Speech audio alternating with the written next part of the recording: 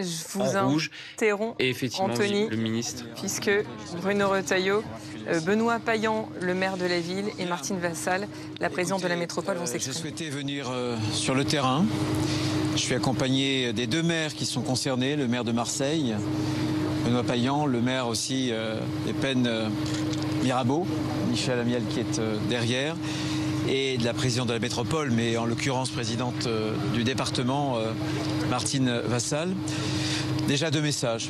Le premier, c'est pour rendre hommage à nos courageux sapeurs-pompiers, marins-pompiers de Marseille. Ils ont été mobilisés plus de 800. Ils avaient un feu qui était particulièrement véloce, qui était extrêmement impressionnant. Extrêmement impressionnant. Au moment où je vous parle, il y a eu peu de blessés, ils sont légers. Il y a 9 sapeurs-pompiers, pompiers marins qui ont été légèrement blessés. Il y a des policiers municipaux aussi qui ont été, je crois, au nombre de 8 blessés légèrement. 14 policiers nationaux qui ont été aussi légèrement blessés, qui ont participé là encore au secours. Mais je veux leur dire que nous sommes admiratifs de leur travail. Ce travail va continuer toute la nuit. Il y a eu des colonnes de renfort, il y a eu beaucoup de moyens engagés.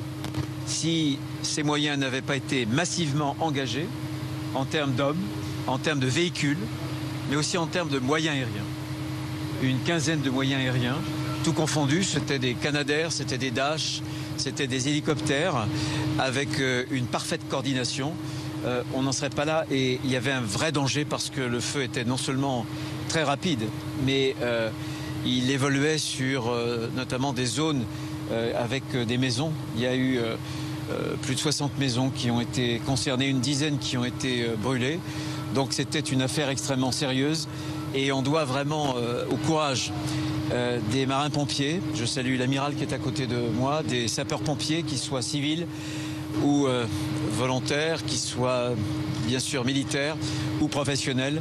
Je salue aussi le directeur du SDIS qui est placé sous l'autorité notamment de la présidente du département, sous l'autorité aussi opérationnelle du préfet de région, du préfet de département, qui a eu aussi un rôle très important, que je veux remercier. Mais ça, c'est le premier message. L'autre message, il concerne monsieur le maire, les Marseillais, et puis les habitants, cher Michel, de Pennes Mirabeau, qui ont respecté les consignes. Chapeau les Marseillais, chapeau, je ne sais pas comment on appelle, les Pennois, parce qu'on leur a demandé d'être confinés, non pas pour le plaisir de leur donner des instructions de confinement, simplement quand il y a des feux de forêt, c'est plus sûr de rester chez soi. Et surtout, c'est plus sûr pour soi, mais surtout, on n'est pas sur les routes et on n'encombre pas justement les routes et ça permet aux secours de pouvoir circuler. Donc je voudrais vraiment remercier notamment le 16e arrondissement sur Marseille, sur ces quartiers qui ont respecté vraiment à la lettre les consignes. Et vraiment, je voulais le dire, le souligner, parce que ce n'est pas toujours le cas. Donc bravo aux Pennois et bravo aussi aux Marseillais. Sur le reste, là encore, je voudrais donner un message qui est un message de précaution, de grande prudence. Vous vous rendez compte qu'aujourd'hui, on a eu sur les seuls Bouches-du-Rhône 7 feux. Il y a eu des petits départs de feu et on est au mois de juillet. Je ne parle même pas des autres départements. Je pense à l'Aude, près d'Arbonne, je pense aussi au Var. Donc on a une période qui est très précoce. On a déjà eu des feux qui sont très intenses, avec d'énormes risques. Et là, il s'agissait avant tout de protéger des habitations. Et ceux qui les habitent, il a dû falloir évacuer à peu près 400 personnes. Il y a eu un EHPAD qui a été évacué de 71 résidents. Ce sont des opérations qui sont toujours très lourdes.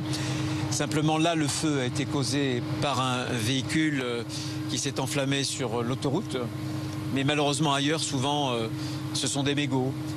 Souvenez-vous, dans l'Aude, c'était une remorque qui supportait un brasero, un barbecue qui n'avait pas été éteint. L'individu d'ailleurs n'avait pas son permis de conduire et en plus était alcoolisé. Il faut savoir que sur 10 feux, 9 feux sont d'origine humaine. 9 feux sont d'origine humaine. Et sur ces feux d'origine humaine, il y a à peu près la moitié qui viennent soit de malveillance ou soit de négligence. Donc vraiment, un feu, ça peut tuer. Un feu, ça peut être très destructeur, pas seulement sur la nature, mais ça peut enlever des vies. Il faut aussi penser aux sapeurs-pompiers, aux marins-pompiers, à tous ces courageux qui, en France, consacrent leur vie à pouvoir et à essayer d'en sauver d'autres. C'est la force, je le dis souvent, du don de soi, plutôt que la tentation du chacun pour soi. Mais encore une fois, si on veut protéger des vies humaines, il ne faut pas le demander d'abord aux sapeurs-pompiers. Il faut avoir un comportement civique. Ça dépend de chacun d'entre nous. Les mégots sur le bord des autoroutes, sur le bord de la route, des feux, par exemple dans des brasieros, par exemple sur des barbecues. Et je ne parle pas évidemment des malveillances. Voilà, je pense que c'était important pour nous de venir au contact des élus qui ont passé une journée extrêmement tendue parce qu'il y avait là encore des gros enjeux et venir sur le front des troupes pour leur dire qu'on est très fiers d'eux et que les Français les admirent, qu'ils les admirent à juste titre. Aujourd'hui, et au moment où je vous parle, le feu n'est pas encore fixé. On espère que les conditions météorologiques, notamment avec le vent, la vitesse du vent permettra de fixer le feu au cours des prochaines heures. Mais il faut rester évidemment extrêmement prudent parce qu'un feu peut redémarrer. Il y a encore un certain nombre de foyers. On a vu que ce feu avait fait des sautes jusqu'à 300 mètres. Donc on est sur des phénomènes qui sont des phénomènes très très dangereux. Monsieur le ministre, est-ce qu'on va vers un été à haut risque, comme vous l'avez dit ? Oui, il y a tout lieu de penser qu'on va vers un été à haut risque puisque on est encore une fois début juillet. Près de Narbonne et dans l'Aude, c'était tout début du mois de juillet. Donc on a une saisonnalité des départs qui sont très précoces, qui sont très intenses, parce que l'état de la végétation avec la sécheresse fait que le feu dévore très vite et ça lui donne une force, une rapidité. On a du vent et donc encore une fois, on peut maîtriser tout cela. Ce n'est pas des phénomènes qui tombent du ciel. C'est 9 fois sur 10, 90% des départs qui sont dus à la négligence, qui sont dus en fait à l'action humaine. Donc si les uns et les autres ont des comportements civiques, alors on pourra éviter le pire. Sinon, on aura des catastrophes. Combien de personnes ont été évacuées ? Est-ce qu'il y a crainte d'autres évacuations dans les prochaines... Pour l'instant, 400 personnes, je parle sous le contrôle des maires qui ont été évacués. Il y a un EHPAD avec 71 résidents. Je disais que c'était des opérations lourdes parce que la moyenne d'âge approche souvent des 90 ans et pas des 20 ans évidemment en EHPAD. Il y a 63 maisons qui ont été concernées, qui ont été touchées. Une dizaine qui ont été brûlées, quasiment détruites, je pense, amiral. Voilà. Combien de personnes ont été hospitalisées à cause des fumées ? Il y a 110 personnes qui ont été légèrement blessées. Au moment où je vous parle, je dis bien au moment où je vous parle, il n'y a pas de mort. C'est exceptionnel compte tenu de la force, de la puissance de l'incendie. Au moment où je vous parle, il n'y a pas de mort.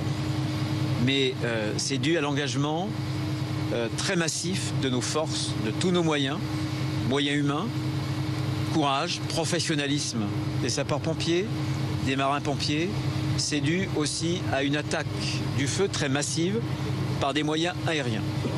La coordination des moyens aériens qui a été assurée cet après-midi, c'est un tour de force. Je tiens à le dire parce que ça n'a rien d'évident et je veux saluer celles et ceux qui en sont à l'origine. Les moyens aériens qui sont suffisants cette année, en tout cas. Pour ce qui est des moyens aériens, est-ce qu'ils sont suffisants? On parle surtout des Canadair qui arrivent en fin de potentiel. Non, les Canadair sont, en fait, ce sont des appareils extrêmement robustes. Pour peu qu'ils soient correctement entretenus, quand il y a des moteurs qui vont pas bien, on les change. Il y en a 11. Il y en a 11 cette année. On a à côté des Dash. Canadair, c'est environ 6 tonnes d'eau à peu près. Là, il a été déversé, par exemple, toute aéronef compris, 400 tonnes. 400 tonnes d'eau qui se sont abattues donc, sur le feu. On a des Dash, là c'est pratiquement 10 tonnes. On a des Beechcraft et on a aussi une capacité de location. Et il faut qu'on garde cette capacité de location avec 6 aéronefs, avions, et une dizaine d'hélicoptères lourds, bombardiers d'eau. Voilà. On a, il y a 2 ans, commandé 2 nouveaux Canadair et je souhaite qu'on puisse en commander de nouveaux. Voilà. Ce que je veux dire aussi, c'est que notre modèle de sécurité repose sur des moyens qui sont locaux, départementaux. Alors à Marseille et dans les Bouches-du-Rhône, il y a une particularité un peu comme à Paris, puisque pour la ville, on a les marins-pompiers, donc des marins comme des militaires. J'ai à côté de moi un amiral. Et on a pour les moyens du département, ce qu'on a partout en France ailleurs, des sapeurs-pompiers qui sont professionnels ou qui sont volontaires. Donc on a un premier niveau qui est territorial, qui est local. On y ajoute un autre niveau. Là, par exemple, avec le niveau zonal où on a 7 ou 8 colonnes de renforts de feu qui sont venues. On en a beaucoup d'autres. On peut en mobiliser, notamment pour les hommes, 2500 à 3000 hommes. Ça fait à peu près 700 véhicules sur l'ensemble de la France. Et on a le troisième niveau d'un mécanisme de solidarité européen. La France, tous les étés, concourt d'ailleurs en apportant des moyens. On les a apportés à la Grèce, vous vous souvenez, quand il y a eu les méga-feux en Grèce. Mais on peut, nous aussi, recevoir des moyens. Donc ces trois niveaux-là permettent d'articuler une bonne défense, le local, le national et le niveau européen. Une question sur le respect de la loi pour le débroussaillement. Si, j'en parlais avec Michel Amiel qui est derrière moi. Il y a une obligation légale de débroussaillement. Et les marins-pompiers, les sapeurs-pompiers me disaient que lorsqu'ils défendaient les maisons, c'était très clair entre les maisons qui étaient tout autour débroussaillées et celles qui ne l'étaient pas. On parlait aussi avec Michel il y a quelques instants du feu qui avait été beaucoup plus puissant encore de 2016, où les maisons qui avaient été brûlées, on voyait bien la différence entre celles qui avaient bénéficié d'un débroussaillage et celles qui n'en avaient pas bénéficié.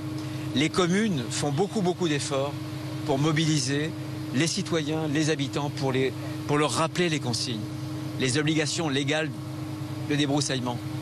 Mais moi, je souhaite qu'à l'avenir, notamment les polices municipales, puissent verbaliser. Parce que le civisme, ça passe par de la prévention. Mais lorsque, au bout d'une fois, 2 fois, 3 fois, vous rappelez à la même personne qu'elle a une obligation de débroussaillage, que cette même personne ne respecte pas cette obligation, alors il faut verbaliser. Parce qu'encore une fois, tout ça, c'est de la nourriture pour le feu, et un feu, c'est dangereux. Est-ce qu'il faut revoir aussi l'aménagement urbain? On sait qu'autour de Marseille, il y a des terres agricoles qui disparaissent, il y a un étalement urbain, des maisons qui se construisent là où il ne faut pas. Est-ce qu'il ne faut pas repenser aussi à ce niveau-là, en termes d'aménagement? La prévention, c'est important, les moyens aussi, mais l'aménagement urbain, est-ce qu'il faut voir ça? En sachant qu'aussi à Marseille, ça se rapproche de plus en plus au fil des années, des décennies. Voilà, quel regard vous avez par rapport à ça? Il y a bien sûr un aménagement urbain, mais je vous citais tout à l'heure le cas de ce feu qui a fait des sautes jusqu'à 300 mètres. Vous vous rendez compte le bond que ça peut représenter? Donc bien sûr, il faut que les aménagements urbains, l'urbanisme, c'est pareil d'ailleurs en matière d'inondation près de la mer.